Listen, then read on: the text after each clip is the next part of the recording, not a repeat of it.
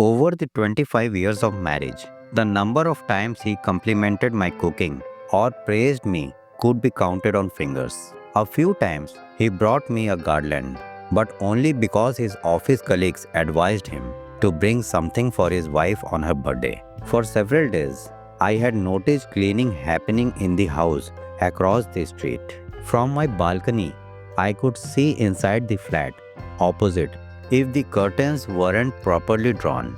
Then for a week, I was so busy with Diwali cleaning that I didn't even realize someone had moved into the flat opposite. It was only when I heard the pressure cooker whistle one morning, then I realized someone was there. When Vineet returned from the office, I asked, "Do you know who our new neighbor is?" He replied, "How would I know?" Though while walking, people were talking about a Mr. Banerjee. He is a forest officer here. Vineet gave a brief introduction and then got engrossed in watching TV. While settling the dinner table, I said, "Come home early tomorrow. We need to buy curtains before Diwali." He casually replied, "Why don't you go alone? I find shopping boring." Vineet is a calm and composed person, mostly concerned only with his office work. Over 25 years of marriage, the number of times he complimented my cooking or praised me could be counted on fingers. A few times he brought me a garland, but only because his office colleagues advised him to bring something for his wife on her birthday.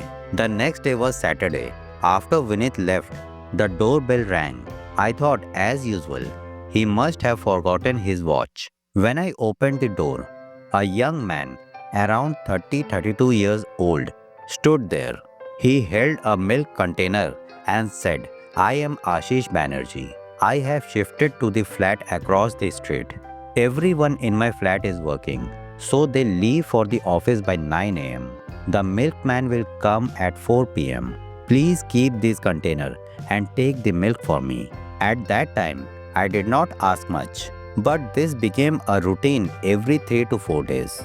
Along with exchanging the milk container, we would exchange a few words standing at the door, like "nice shirt," "what do you eat at the canteen today," etc. Gradually, the conversations grew longer. One evening, after returning from the office, when he came to take the milk container, I invited him in for tea. He seemed eager for company, perhaps tired of his bachelor life, so he gladly came in.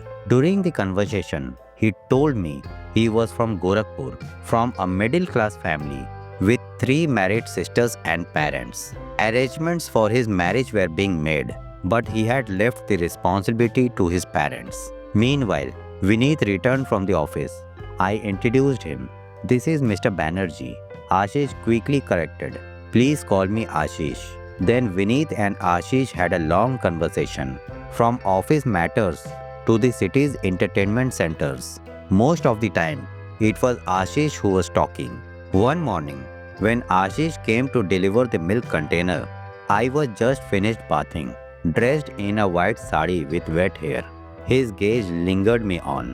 When I took the container from his hand, he snapped out of his terrace and said, "You look like dewdrops on a rose. So beautiful." It had been a long time since I had received such a compliment. At first, I could not believe that my beauty still existed. While cooking lunch, old memories resurfaced. In the school and college, my friends would say, "Don't walk with us. Everyone looks at you. No one notices us." I was crowned the beauty queen at the farewell. But after marriage, Vineet's indifference and the grind of household chores had consumed me. Ashish's words of praise kept tickling me. The next day was Sunday, so I knew Ashish won't come.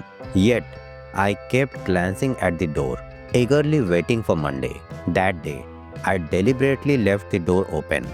When Ashish handed over the milk container, he said, "My mother used to say that seeing something beautiful in the morning keeps you fresh all day." She wasn't wrong. My cheeks flushed. I smiled and bid him goodbye. There was something in Ashish's eyes that kept pulling me towards him. At the age of 45, what was happening to me. Waiting for someone, feeling restless for someone.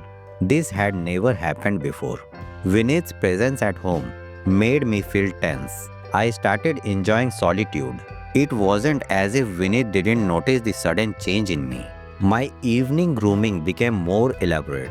Earlier, every couple of days, I would tell Vineet that household chores exhausted me and ask him to bring groceries on his way home from the office. He would excuse himself saying, I am not coming home after resting for 8 hours. You go and get them. You have been at home all day anyway.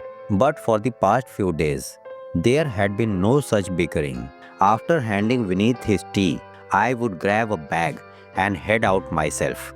One day, while observing me, Vineet asked, why don't we invite Ashish for dinner sometime? He is a bachelor after all. I never refused such invitations, but would often make a sarcastic remark. Oh, so now I am a maid. Feed him for free. But this time, I readily agreed. I set the dinner table, dressed in a nice sari, and even put a garland in my hair. Ashish openly praised Vineet's nature and my cooking. Before leaving, he thanked Vineet and added, you are very lucky to have a wife like Neela ji. I have already told my family in the village that I will only marry a girl as beautiful and skilled as her. I was taken aback. That night, Vineet and I talked late into the night about the whole incident. Vineet kept teasing me. Ashish seems to be smitten by you. My face, which had been dull under the weight of work, was now glowing, and perhaps Vineet had noticed it. My silence bothered Vineet. He wanted me to argue and fight with him as before. But I was handling all the chores with newfound enthusiasm. The next Sunday, there was no question of Ashish coming since it was his day off. Around 10:30 am, the doorbell rang. Ashish stood at the door with a wedding invitation. Surprised by his sudden visit, I cheerfully came out. Oh, what brings you here today? Ashish handed me the invitation and said, my wedding is fixed for the 20th of next month. You both must come to Gorakhpur. My parents knew their choice would be mine, so they only informed me of the date. There was no need to meet or see the girl. My face fell for a moment, but I quickly composed myself and congratulated him. 2 days passed eventually after this incident. On the third day, Vineet unexpectedly brought a garland on his way home from the office. It was 6 p.m. I was busy cleaning my room, not as excited as I had been on previous evenings.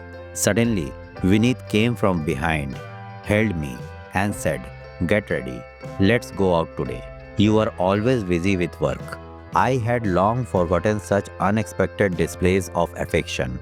Overwhelmed by his love, I quickly got ready. While applying a large bindi in front of the mirror, Vineet tucked the garland into my hair from behind and embracing me, said, wow, you look stunning. Should I call you a heavenly beauty or the light of my eyes? As he was about to continue his poetic praise, I placed a finger on his lips and said, let's go now. Both of us decided to do the Diwali shopping together. I often thought that Ashish's arrival in the neighborhood was meant to bring back the spring in my life. Praise is that link that, despite all flaws, creates the attraction to embrace each other and live life with enthusiasm.